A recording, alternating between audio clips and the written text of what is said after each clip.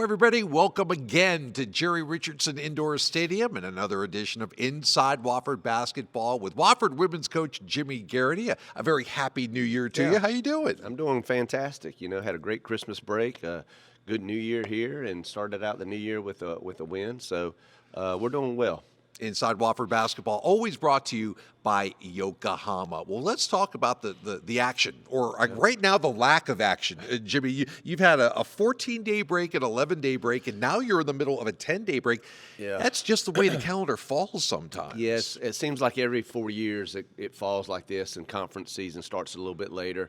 When the season started, we're like, golly, that's a lot of non-basketball days in there. But in hindsight, with our numbers and our injuries, it turns out to be pretty good time. What do you do to keep everybody mentally engaged? The physical aspect, like you say, is probably a boon to you. But as far as staying sharp and people not looking down the calendar and say, boy, it's a week till our next game, how do you keep them going there? Well, I mean, we've had individuals.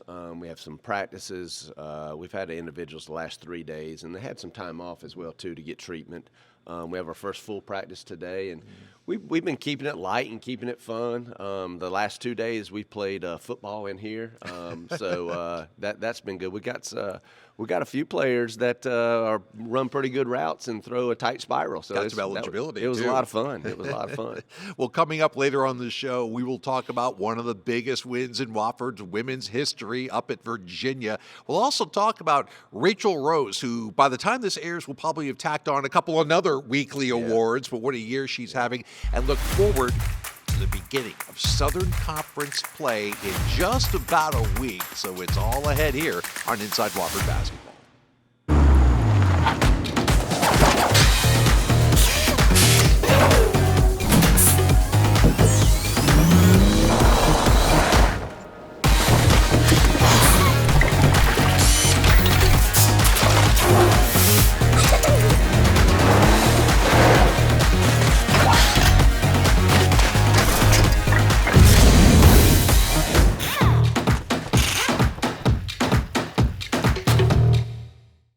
Black and gold. Bold. A victory story about to be told. Grit, toughness, and tenacity. A hub of hard work in Hub City. We're on these wins like dogs on a bone. In the zone. Our place, in your face. Won't leave you alone. Strength, speed, fire, true. I'm sorry, do these things trouble you? We're Wofford College. We fly the W. Ingalls, proud partner of the Wofford Terriers. Welcome back. Let's get right to it. December 16th, Wofford at Virginia in Charlottesville. It's always a great opportunity. It's always a great atmosphere. It's something your players just always seem to look forward to and really rise to the level of the competition very often. Yeah, I mean, Virginia's a really good team to go out and play a Power 5 ACC school. Our players really get up for it, and it's fun to play in the historic places and coliseums and universities. So, I mean, it was a great trip and a lot of fun, and we played really well. And you showed right away, from the opening tip, that you belonged. You guys hung with them in the first quarter. I think you hit 5 threes in the first quarter or something. That really seemed to set the tone a little bit. It did. It gave us a lot of confidence. And, I think we were confident going in, and then we kept looking at the scoreboard. Hey, man, we're right there in it. And then all of a sudden we take the lead. We're right there in it, and we're playing well. I was really pleased with how tough we played.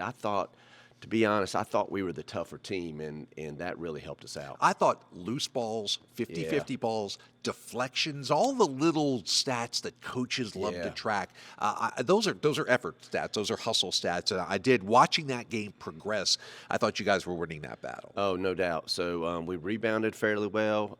Our goal was to have double digits in steals. And we did that. I believe we got 11. Of course, we got to keep our turnovers at 12 or less on the road.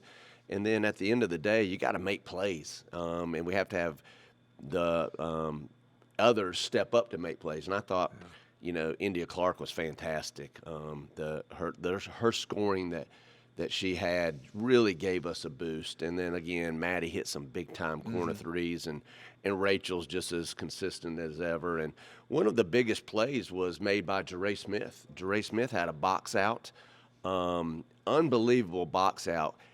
Ball actually bounced on the floor. She got it right there and took off and pitched ahead to Maddie, and I think tied it up on a transition score, 52-52, and they took a timeout right after that. And you could tell that really energized our team in the huddle. So they hit that late basket with, 10, 12 seconds to go to take the lead. You have one more sequence left in you. I actually thought UVA defended that last sequence pretty darn well, but you got the ball into Rachel's hands, and tell me what your thoughts were at that point. You look up at the clock and you think, I have a timeout. Should I use it? Typically, I don't want to use a timeout there because that gets the defense, hey, you get reminders about, hey, you got to watch number 12. Hey, watch for this play, watch for this play. So I just wanted to play it out. And, luckily, I thought when Bonna got the ball with about 4 seconds left, she had a open jumper. I was saying, shoot it. She handed it off to Rachel, and she just made an unbelievable shot with, right as the clock ran out and off the backboard, and it was – it was a lot of fun after that. It was pandemonium after that. That did put a couple tenths back on the second, and then Wofford defended the inbound pass, and that was it. After the game, the hero of the game, Rachel Rose, had this to say. Rachel, ACC victory, first one in program history. How sweet does that feel? It feels amazing. We just made history, and it felt really good of all of us playing together. We made shots. We made big shots when we needed to, and it was really a great team effort. Yeah, and you got the game-winning bucket there, 0.4 seconds on the clock to ice this thing. Just walk me through that sequence. How did that all come about, and how did that feel?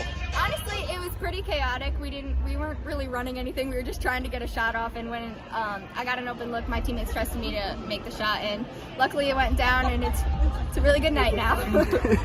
And it was a really balanced effort for the team. You guys shot over 45%, 11 three-pointers, and you forced 11 steals yourself. So just offense, defense, firing on all cylinders. How did that come about today? I think everybody came to play, and everybody made a big play at some point. Maddie knocked down threes. DeRay made some big plays. India came off the bench ready to play.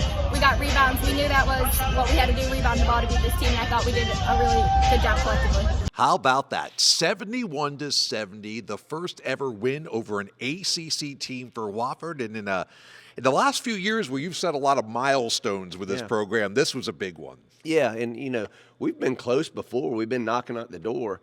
But just to put it all together, on the road with a really talented team, well-coached team, was just fantastic. And it made that bus trip home. That was a great snack time, too. So it made that bus trip home.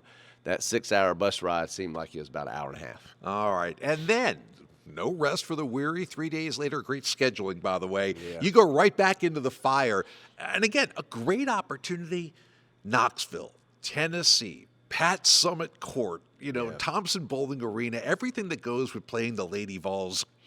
One of the highest profile programs of all time. A little different story. They sort of, they weren't going to take you lightly after UVA, and that's a Lady Vol team that's going through some changes too. But they put forth one of their better efforts according to their coaching staff, and it was 85-63. Were your players?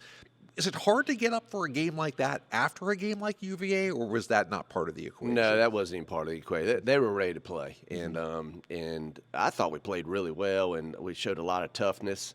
That's just a different team that we played there. They go 6'6", 6'5", 6'4", 6'2", 6'2", and then keeping them off the boards and.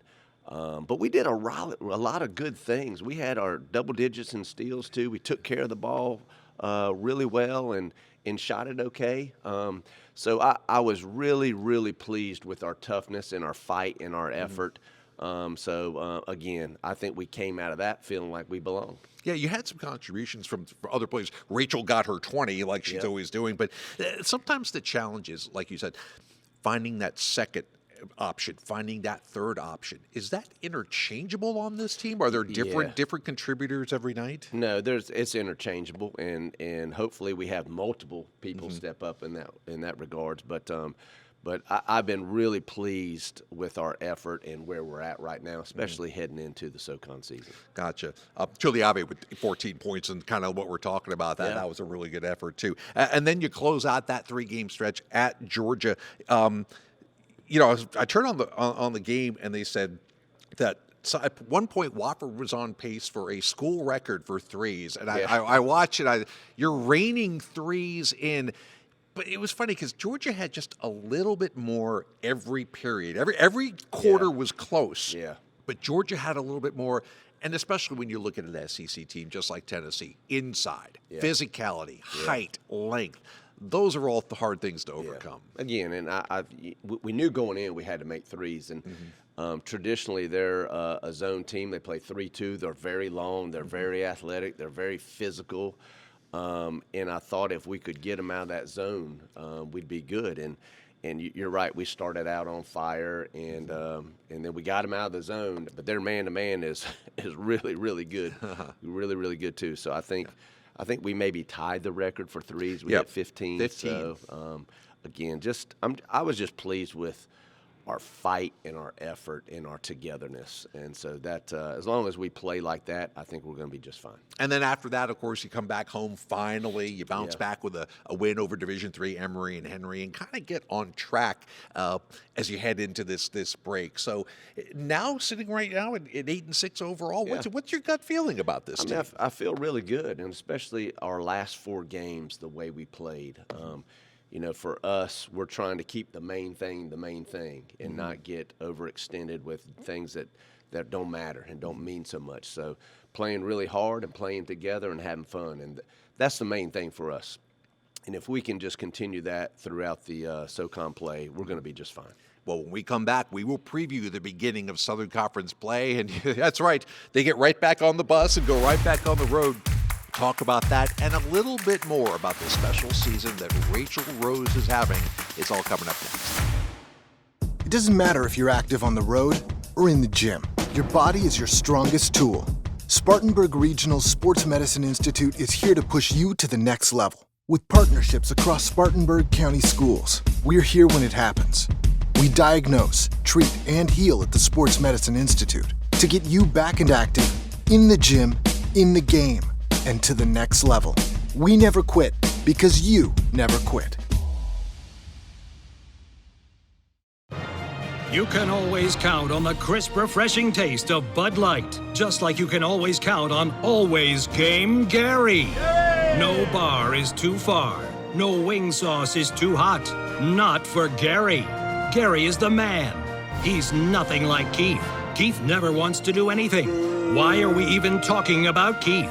Always Game Gary is famous among friends. He deserves a Bud Light.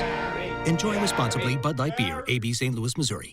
Nothing beats the power of Ford Truck Month, because only one truck can be the best-selling in America for 46 straight years. Ford F-Series. Only one has best-in-class payload, best-in-class horsepower. And when you combine this legendary power with the latest technology, you get the only truck built Ford tough. It's Truck Month. Hurry in today for great selection in stock and ready for delivery. Now get 3.9% financing for 60 months plus up to $2,500 cash back on select F-150 trucks. Welcome back to Inside Wofford Basketball with women's coach Jimmy Garrity, brought to you by Yokohama. All right, finally, and I mean finally, Southern Conference play will begin. The Terriers will be on the road January 11th at a tough place to play. UNCG, that little bandbox of a gym that they play so well in. UNCG is always near the top of the standings.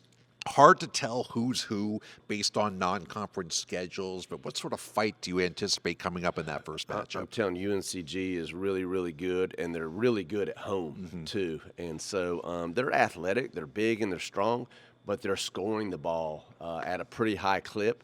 And they're always, year in and year out, one of the best defensive teams in the league. So we're going to have to take care of the ball. We're going to have to be the tougher team, and you're going to have to make plays in that, on the road. There's so much time before these games that it's easy to over-scout and over-prepare and fill your players' heads with so much detail. Do you have to guard against that a little bit? A little bit, but our players do a great job with that. The one thing that might be different, we're so young this year, so they're not used to going through that. But at this point, halfway through the year, They've played a lot of minutes. They've been through a lot of walkthroughs and shoot-arounds, so they'll be prepared. And then you go over to Western Carolina, Yeah. a team last year that struggled, but a team that upset Wofford at their gym. Again, another team that plays much better Yeah. in their home arena than they do when they come to places like this. Well, they're a talented team. They're well coached.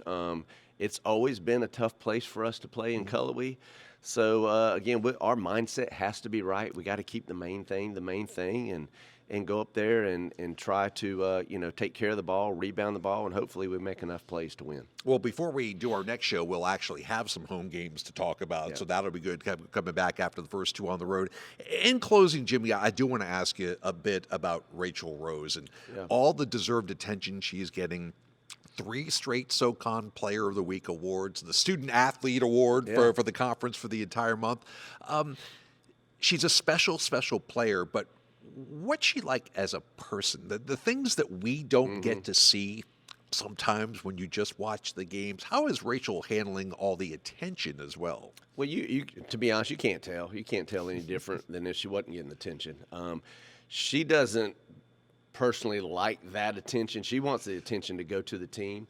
Again, she would much rather throw the assist than score a point. But she's just been fantastic. She's so consistent every day in and day out, whether it's a practice or a game. She brings her best effort, which lifts everybody up. And she's been a great leader for this team, both on and off the court.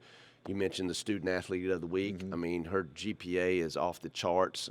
She cares about being a great student, too, as well as a great basketball player. She's a great role model for the younger players, too, and she's just awesome to coach. And, her personality, and she's a funny kid, too, and she keeps it light on the road, and she thinks she can sing, so karaoke is her deal, man. We need some inside footage of that for the next coaches show. I'm not sure we do or not. We'll see about that. I mean, 20 points a game, Yeah. 8.5 rebounds a game, 2-to-1 assist-to-turnover ratio, 30 steals. I mean, I could go on and on. My final question, since she's obviously the focal point of every team's scouting report, how do you counter-coach against that, knowing that if they're going to try to take their number one weapon away, that's going to be Rachel? You mentioned how she distributes the ball. Is that part of the plan? It is, and and our team knows she needs help, and other people have to step up. And she does everything so well. Like she shoots it well, she takes care of the ball, she guards. She's unbelievable, an unbelievable competitor, and that's in the classroom as well too. So she just lifts everybody up, and we're very lucky to have her. She's a joy to coach, and she's a great teammate to everybody on the team. And what a player to have. You mentioned the Maddie Heiss, all the freshmen, India Clark, who seems like she's playing beyond her years. She's only a sophomore, and having Rachel there as kind of the linchpin really helps, and it's been really fun to watch the first half of this season. So next time, we will talk about the Terriers after this stretch of Southern Conference play, and I wish you the best of luck. A couple of snack times, hopefully, in your future. We'll see you again in a couple of weeks. Yeah, hopefully. Thank you, Jim. All right, we appreciate Jimmy, his entire staff, all our camera crew, everybody here at Wofford, and we will catch you next time on Inside Wofford Basketball.